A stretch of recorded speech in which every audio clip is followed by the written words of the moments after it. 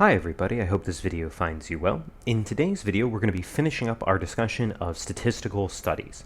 If you recall from the last video, we spent some time talking about observational studies, which were studies in which researchers simply observe the individuals. They don't apply any treatments or change their behavior in any way. Remember, we talked about some different types of observational studies, things like cross-sectional, case control, and cohort. We also talked about some of the limitations of observational studies, namely that while an observational study can lead to understanding a relationship or a correlation, it cannot lead to causation because we don't have control in an observational study. In this video, we're going to be focused on experimental studies, which are also a form of statistical study, but are a little different than observational studies. In an experimental study, researchers do apply a treatment to the individuals or change or influence their behavior in some way. So in other words, in experimental studies, the researchers exert a level of control over the subjects or over the individuals, and that allows us to actually establish causation. So in this video, what we're going to do is we're going to talk a little bit about some terminology that relates to experiments specifically, talk about some different types of experiments, talk about some flaws that can show up in experiments, and also do a couple examples. So let's go ahead and get started. So let's talk a little bit about some of the terminology that we often use when discussing experiments. The first piece of terminology here is something that basically is just an equivalence. So when we talk about the subjects of an experiment, those are the same as the individuals. So generally speaking, the term individuals is often used when we're talking about a sample or an observational study. We just happen to use the word subjects when we're talking about an experiment, but it means the same thing as the individual. The next definition we want to talk about is what really is a treatment. So the treatments of an experiment are the different things that are actually done to the subjects. These are what make an experiment, since they represent the control that the researchers have over the subjects. The different treatments are directly related to the explanatory variable in the study. So there's a couple comments I'd like to make about this. First of all, treatments could be actual treatments, like a medical treatment. They could be just changes in behaviors, the researchers telling people to do certain things or modify their routine in some way. Treatments can be a whole variety of things as long as it involves basically having the subjects do something that they would not standardly do. The second thing I want to mention about this is that oftentimes when we're analyzing an experimental study, we'll want to know what is the explanatory variable. Well, an easy way to figure out what the explanatory variable is to look at what the treatments are, because whatever the treatments are, they represent different values or different categories of the explanatory variable. Very similar to treatments is what we call a treatment group. A treatment group is just simply a group of the subjects that all receive the same treatment. So sometimes in an experiment, there'll be 1, 2, 3, 4, 5, however many treatment groups. Treatment group just means a group of people or subjects that all receive the same treatment. A very special type of treatment group is called a control group. A control group is a treatment group that does not have their behavior changed or any treatment applied to them. Experiments often make use of a control group so that researchers can have a baseline to compare against. Now, one thing that you should keep in mind here, it says often make use of a control group. Not every experiment has a control group. It's pretty standard that if possible, an experiment often makes use of a control group, but it is not mandatory that every experiment has a control group. Related to a control group is a concept called a placebo. A placebo is simply a fake treatment that is applied to the control group. So if an experiment makes use of a control group, sometimes they also make use of a placebo. Placebo, the term generally comes from sort of medicine, where placebo is often sort of a fake pill or fake medicine that are given to people. That was because of something that they discovered in psychology called the placebo effect, which is that when people received medicine, a pill, a drug, or whatever, even if it didn't necessarily contain any active ingredients, people generally reported feeling better because they thought that they were receiving medicine, so they thought that it was helping them. So to counteract that and to make sure that a drug actually works rather than just people think that it works or report that it works, we often make use of a placebo, which is just simply a fake treatment. This is very sort of related to the placebo are these concepts of blind experiments. So a single blind experiment is an experiment where the participants do not know what treatment they are receiving. So this would be, say, if you signed up for a medical research study and you were just told that you were getting some medicine to treat whatever your illness was, but they didn't tell you the dosage or what group you were in or anything like that. That would be a single blind experiment. When you make use of a placebo, you're generally doing that to achieve a single blind experiment. A double-blind experiment is an experiment where both the participants and the researchers do not know what treatment group each subject is in. So a double-blind goes a step further than single-blind, and the researchers actually don't know what treatment group each subject is in. The reason that can be important is if the researchers have something where they have to give their own input, or maybe they're asking questions of the participants, well, if they know which group the participants are in, that could influence the responses. Imagine researchers who are studying, say, like a pain reliever, and they know one particular participant is somebody who took their pain reliever. Well, when they are interviewing that person about how they're feeling, whether or not their effects have been reduced or whatever, they might be sort of trying to encourage the people to give more positive responses because they sort of know, oh, they took our drug. Then when they talk to somebody who's taking like a competing drug or something like that, they might try to influence them that like, nah, you still feel not so great, right? Or maybe you still feel some pain. Maybe it didn't work that well. Because again, the researchers might have a stake in the results. So sometimes if we want to be really, really sure that the results are as accurate as possible, a double-blind experiment can really help us do that. All right, so all of these terms here are terms that apply strictly to experiments. So we wouldn't use any of these terms when we're talking about statistical samples or observational studies. All of these things are terminology we use exclusively for talking about experiments. Now let's talk a little bit about the different ways we can actually conduct an experiment. Just like we had different types of observational studies, we also have different types of experimental studies. So for our class, we're going to discuss 3 types of experiments. The first and most basic type of experiment is what is called a completely randomized experiment. A completely randomized experiment is where the subjects are randomly divided into the different treatment groups. So I left some space down here because I'd like to draw a little diagram for what a completely randomized experiment might look like. So people might show up at your experiment there. So there's a little person, right? They're happy because they're participating in a completely randomized experiment. So they show up at the experiment and then immediately they might be randomly assigned. So they might be randomly chosen to be in this case, one of 3 treatment groups. So maybe this is treatment 1, treatment 2, treatment 3. Now there could be 2 treatment groups, 4 treatment groups, 100 treatment groups, who knows, right? But basically in a completely randomized experiment, the person shows up and then they're immediately randomly put into one of the treatment groups. Then they have that treatment applied to them, and then after that treatment is applied, they're tested. So they get tested in some way, whatever we're sort of analyzing, and then we compare the results over here. So in other words, completely randomized is very simple. People show up, they're randomly selected to be in whatever treatment group they're going to be in, and then once they have the treatment, they're tested for whatever they're tested for. That could be like whether or not they still have a particular disease, whether or not they still feel pain, whether or not they have a boosted memory, whether or not their reflexes, so whatever you're interested in, you test them all and then you compare the results. The key thing about a completely randomized experiment and what allows us in this to actually get good results from it is, of course, that it is randomized, that the people walk in and then they're randomly put into these different treatments. All right. Block design is sort of related to a completely randomized experiment, but it has an extra first step. So a block design experiment is where the subjects are first separated according to some important trait. So this is some sort of trait that the researchers think might be important for whatever they're studying. Then some subjects from each block are randomly selected for each treatment group. So again, if we draw a little diagram, there's our person, less happy because well, this is their second experiment they have to participate in. So this time when they walk into the experiment, they're not immediately randomly put into a treatment group. They might be classified according to some trait. So perhaps they're classified into, say, male or female. So, of course, that's not randomly done. This person is either male or they're female, so they're classified into those groups.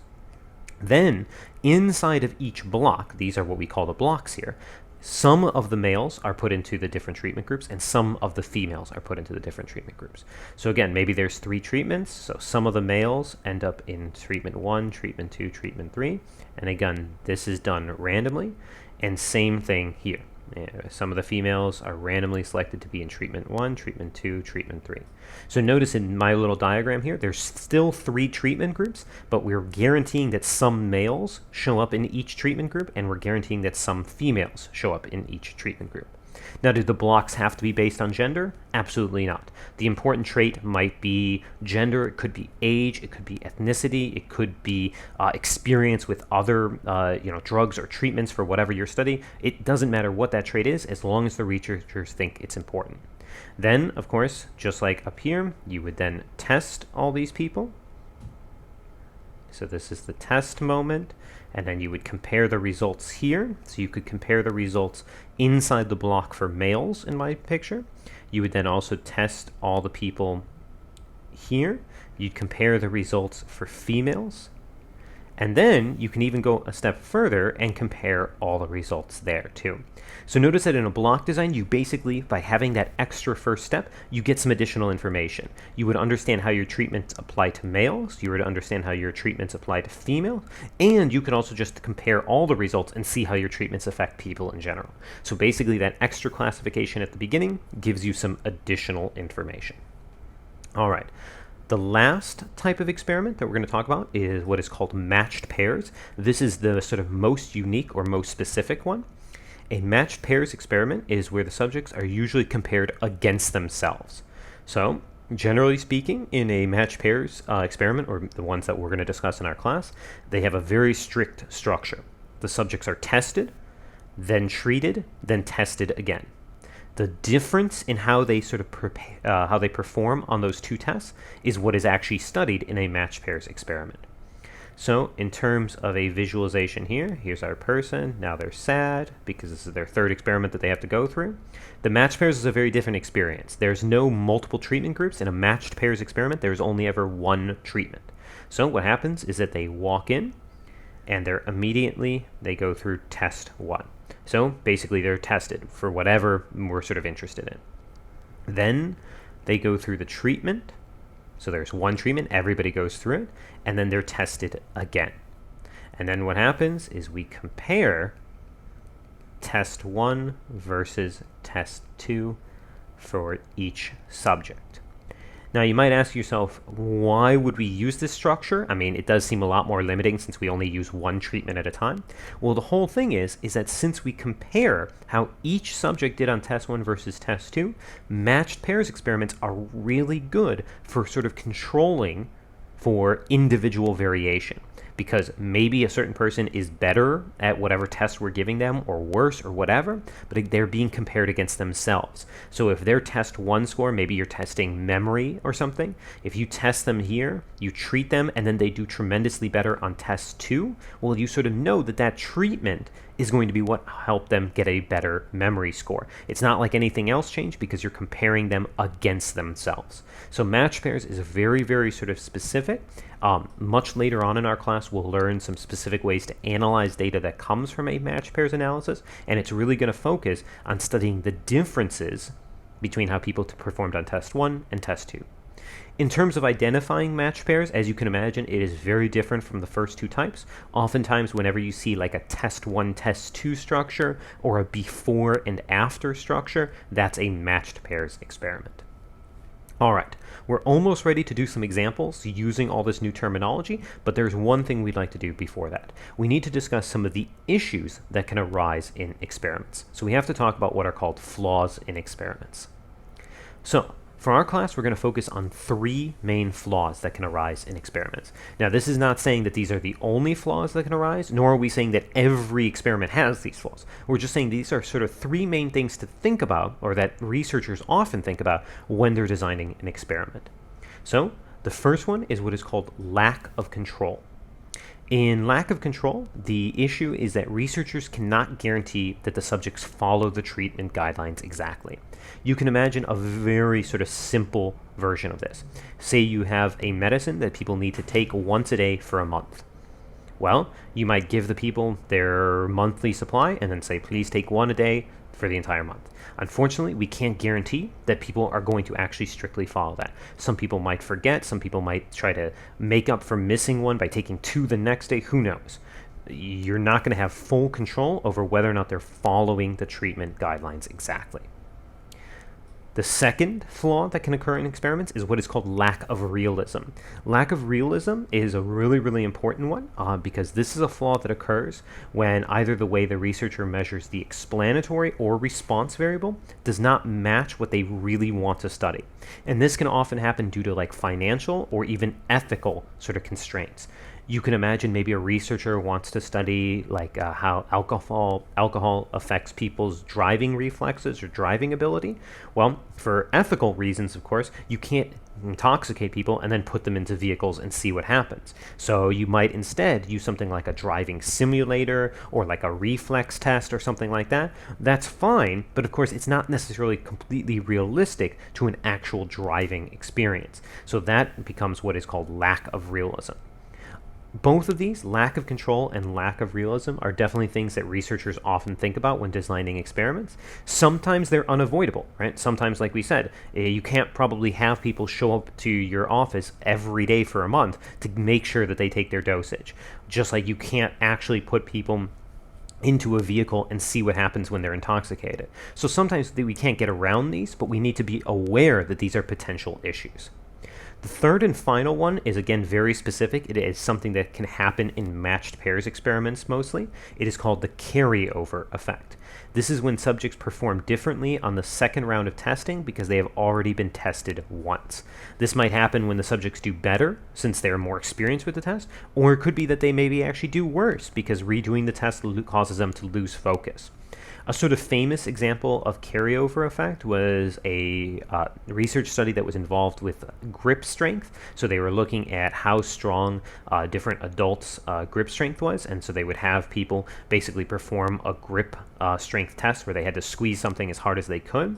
And what happened is that as they had the people do that test more and more, people didn't try as hard. They sort of lost focus in having to repeat the task over and over again. So their grip strength in terms of the data that was recorded went down as the study went on, even though it had nothing to do with the treatments they were doing. It was just because people were sort of getting bored having to sort of smash this thing as hard as they possibly could.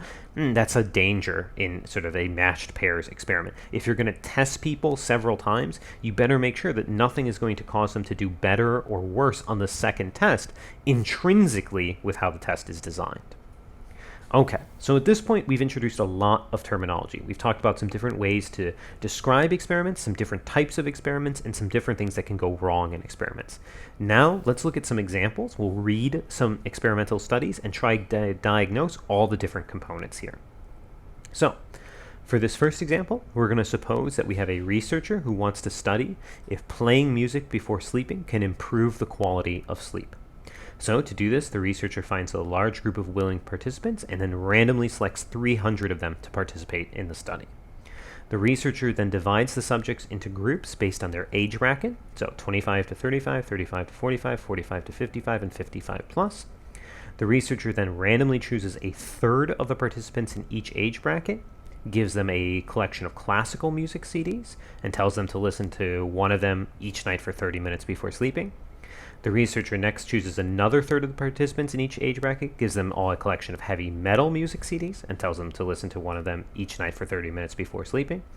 And finally, the researcher takes the last third of the participants in each bracket and tells them not to do anything differently before sleeping each night. After a week of doing this, the researcher brings all the participants back and has them answer an assessment about how well rested they felt during the week, how alert, how active, etc.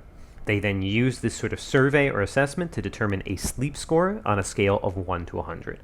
Once the researcher has these sleep scores, he compares the scores from each music type against one another. All right, that's a tremendous amount of information. So notice that we have a bunch of different little questions here to sort of break this stuff down. So the first thing we want to do is we want to go ahead in part A here and identify the goal of the experiment. Now, in this class, one of the things we're also trying to get used to is just understanding how oftentimes scientific or statistical research is presented. So if you've ever seen a scientific research paper, there's often an abstract, and we're simulating that by generally always trying to briefly introduce at the beginning of any sample or study what the goal sort of was. So whenever you're asked for the goal of an experiment, you should be able to locate that right towards the beginning. So let's think about where this sort of goal was mentioned. So what was the goal of this experiment? Well, if we go back up here, we can see right here, it says, suppose a researcher wants to study if playing music before sleeping can improve the quality of sleep. So we've got that right there. Playing music before sleeping can improve the quality of sleep. So that's our goal. So our goal here is to see if playing music before sleeping can impact quality of sleep. There's our goal. All right, let's go ahead and think about the subjects. So for B, we're asking what are the subjects of the experiment. Remember, that's just the same as the individuals. If we go back up here and we take a look, we saw that they found a large group of willing participants and then randomly selected 300 of them. So the subjects would be the 300 chosen participants. So the subjects are, again, just a new sort of fancy way of saying what were the individuals. Or in this case, even just what was the sample. So what are the subjects? It's the 300 chosen participants. All right, let's talk about the explanatory and the response variable. So explanatory and response, remember every statistical study has to have an explanatory and response variable. So let's go ahead and identify those. So explanatory variable. Well, we can sort of use the goal to help us here. We want to know if playing music can improve the quality of sleep. So we know sort of music is the explanatory and quality of sleep is going to be the response. Now we want to talk a little bit more about how they measured those. So playing music was actually the different types of music that they used here. Remember, some of them got classical, some of them got heavy metal, and some of them had no music at all. So we could say that the explanatory variable is type of music. We don't need to do that in highlight because we didn't actually highlight anything in there, so let's just get rid of that. So we'd say type of music. That was our explanatory. Notice that that also is going to relate to the treatments, because we saw that some people got classical music, some people got heavy metal, some people got no music. That tells us that the explanatory variable, which is always connected to those treatments, is the type of music. What's the response? Well, we could say sleep in this case, but we want to be a little bit more specific. How did they actually measure that? Well, they gave this assessment, right, about how well rested they were, and they used that to determine a sleep score. So the response here would be the sleep score. Generally speaking, you should expect that the response variable is a quantitative variable. So you want to be very specific about how you measured the response. All right, for part D, we want to know what type of experiment is this. So again, remember the types of experiments we talked about here: completely randomized, block design, or matched pairs. So if we read through this here, remember that they brought these participants in, and before they assigned them to treatment groups, they broke them into groups based on their age brackets. Now, age bracket is not random, so what that means is that this is a block design. And the blocks were the age brackets. So this was a block design. First you separated people according to the age, and then you assigned them into treatment groups. So this was a block design. All right, how many treatment groups were there, or are there, and what were they? Well, you got to think about what sort of music that they were given. Well, we know that a third of them were given classical music CDs, a third of them were given a collection of heavy metal CDs, and a third of them were told not to do anything. So they were divided into 3 treatment groups. So there would be 3 treatments here, where it would be classical, heavy metal, and no music. So there were 3 treatments, and you can see that these 3 treatments correspond to 3, in this case, categories of the explanatory variable. What type of music? Classical, heavy metal, no music. All right.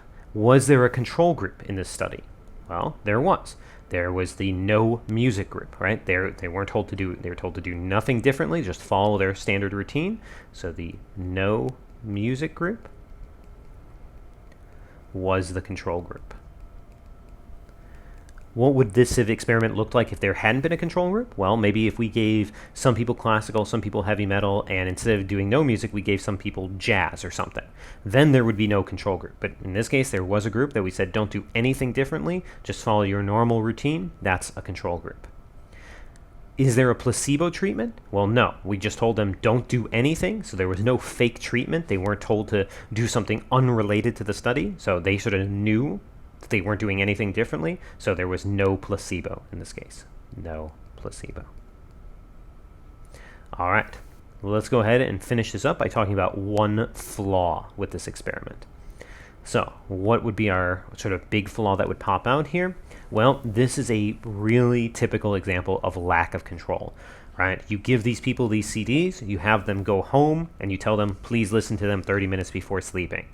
No guarantee that people are going to follow that strictly, right? This is going to have lack of control. So we have lack of control, no guarantee people followed directions, right? You can imagine some people who maybe don't like, say, heavy metal, and they were given that. They might say, you know what, I'm not going to go ahead and listen to that before I go to bed. So there's just a lack of control there. Now, would that be easy to remove? Probably not. It would be difficult to force the people to come in, and maybe you could try to get them to participate in like a sleep center, so where you could monitor their sleep and their habits beforehand. But that would, of course, take a big financial responsibility to actually probably have to pay them to come to wherever you want them to sleep, so that you can monitor them. It'd be very hard to exhibit a ton of control here. You just have to hope that people follow the directions as closely as possible. So again, this flaw doesn't mean that the study is invalidated. It's just something to be aware of.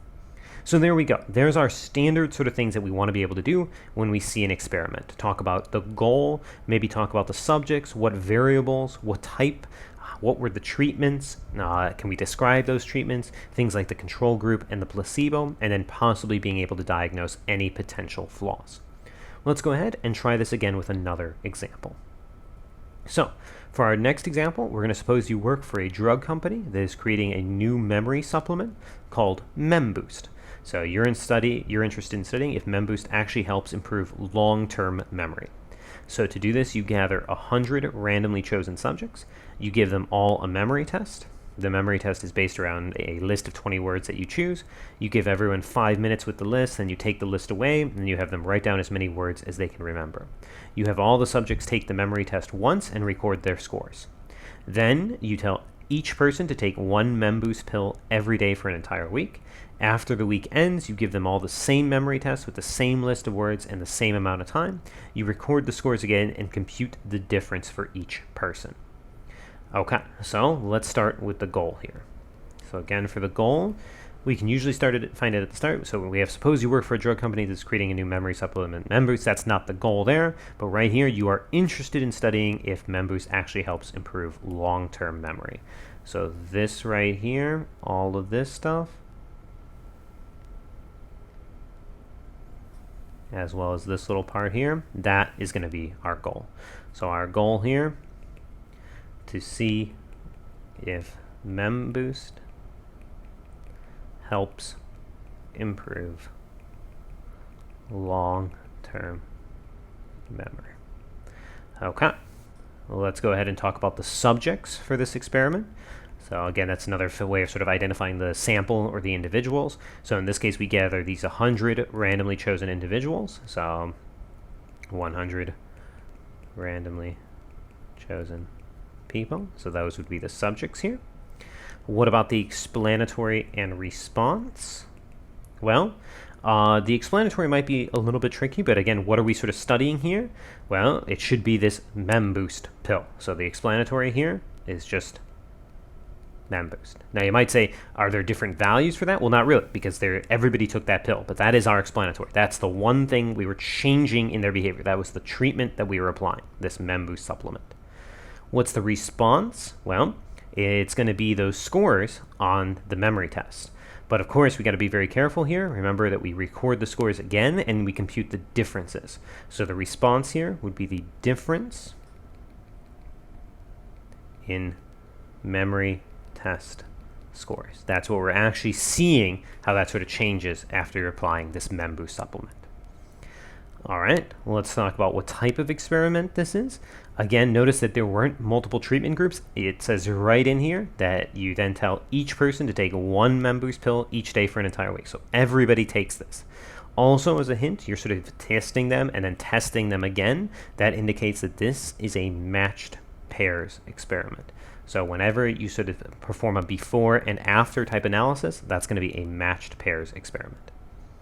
How many treatments are there? Well, for matched pairs, there's only ever one treatment. And in this case, that one treatment would be the Boost supplement. So very sort of special here. Whenever you have a matched pairs experiment, you're only going to have one treatment, and it is whatever you do to everybody in between their two tests. All right. For F here, we're asked to analyze if there's a particular, if this is a flaw. So would it be reasonable to criticize this study by saying that everyone has different memories and that this actually may have confounded the results of the experiment? Why or why not? Well, it is definitely true that everybody has different memory abilities. Some people have really good memories, some people have less good memories, whatever, right? But is that an issue here? Well, no, because remember, the whole point of a matched pairs experiment is that you compare people against themselves.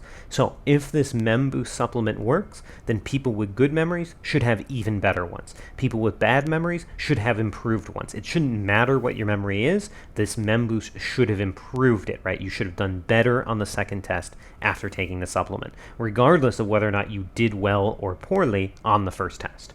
So this would not be a valid criticism since people were compared against themselves. So again, they were compared against themselves, so you can't say, oh, everybody has different memories. That's accounted for in the structure of a matched pairs experiment. All right, let's go ahead and try to give two more flaws with this experiment. Well, once again, notice we can talk about lack of control. The subjects take the memory, you're telling them to go take this pill for a week, once a day. So certainly we have lack of control again.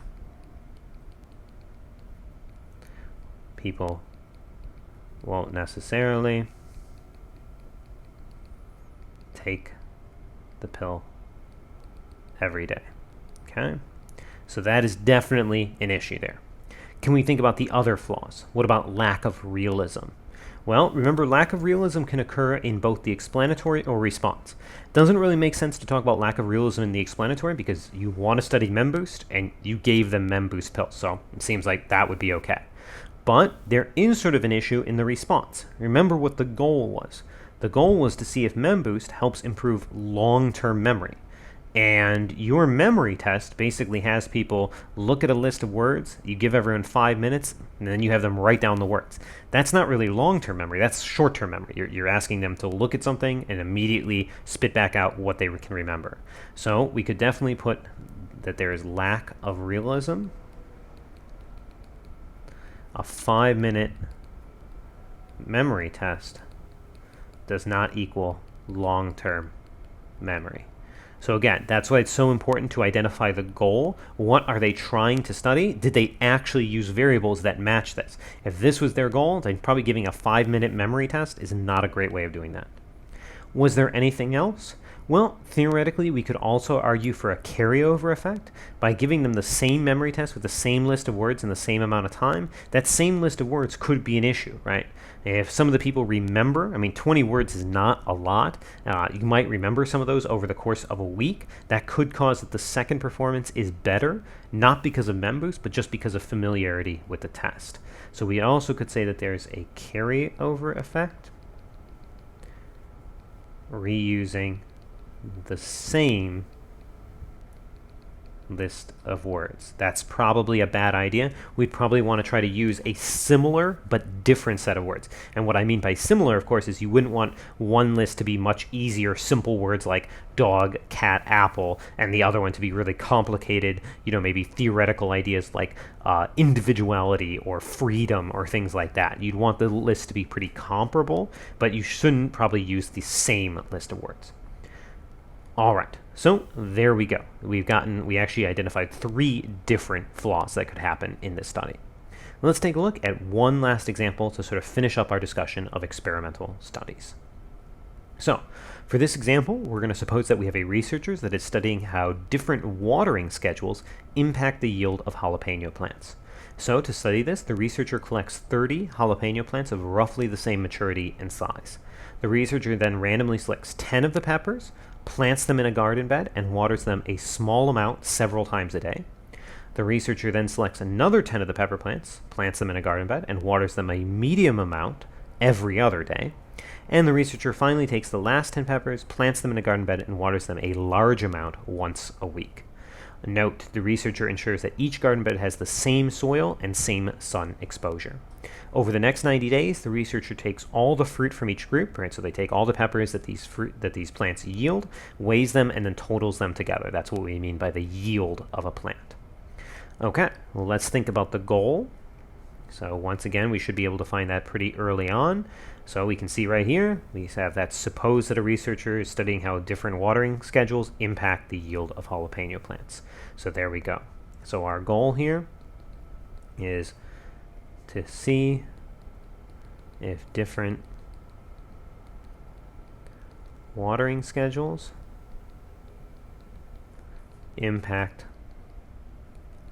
jalapeno plant yield. There we go. So our goal, very straightforward here. Let's go ahead and talk about the subjects then. So the subjects, a little bit different here because it's our first example where the subjects aren't people. It would be the 30 jalapeno plants, right? That's what we're actually studying, those 30 plants. What are the explanatory and response variable? Well, the explanatory here, well, if we're looking at this to see if different watering schedules impact jalapeno plant yield, so those watering schedules, that would be the explanatory. So watering schedule. And the response would be the yield. So we're seeing if when you change the watering schedule, does that impact the yield of the plants? What type of experiment is this?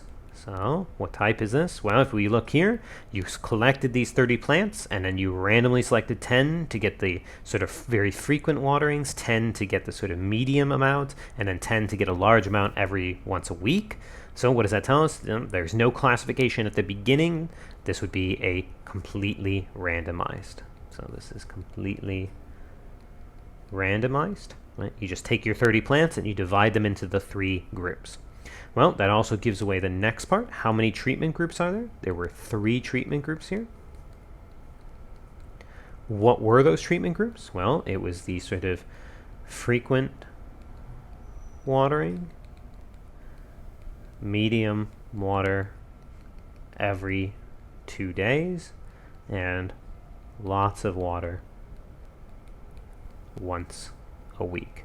So notice that those 3 treatment groups, those directly correspond to different categories for the explanatory variable. Frequent watering, medium watering every 2 days, and lots of water once a week. Those are each different sort of categories of the explanatory. So direct relationship between the explanatory and the treatment groups.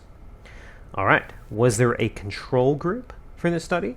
Well, again, we don't really know if any of these are what you would standardly do. So there really is no control group here. So no control group. And if you say that there is no control group, well, then there's definitely no placebo. There can only be a placebo if you have a control group. So no placebo here. All right, finally, we got sort of an analysis question here. We're going to say, suppose that the second group, so the one that gets watered every other day, yields a statistically significant amount more of peppers than the other 2 groups. So in other words, there's a statistically significant larger yield for the second group. Could we conclude, based on this information, that the watering schedule caused this additional yield? So remember, the big thing here is that word caused. Is it really fair to say that it was the watering schedule that caused this? Well, if this had been observational, then no. But because this was an experiment, because we kept everything else the same, it says right in there, you kept the soil the same, you tried to pick the same type of plants, you kept the sun exposure the same, the only thing that changed amongst the 3 different groups was the watering schedule, then yes, if there's statistically significant evidence, we are able to jump to this causation. So the answer here, we would say yes. Since it was an experiment, significant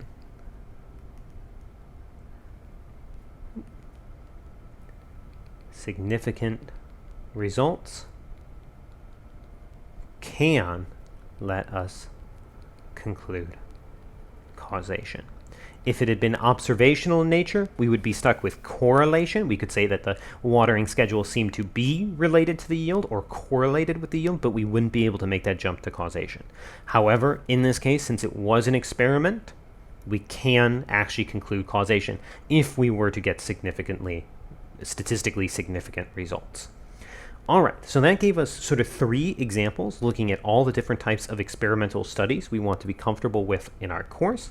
This basically wraps up the first quarter of our class, our discussion of basic terminology, descriptive statistics, as well as statistical studies and statistical bias. In our next video, we'll be getting into actually studying further and actually quantifying mathematically the relationship between statistical variables. We should be comfortable with that idea now since we have spent the last 2 videos talking about statistical studies. So in the next one, we'll start talking about the formal analysis of correlation and regression.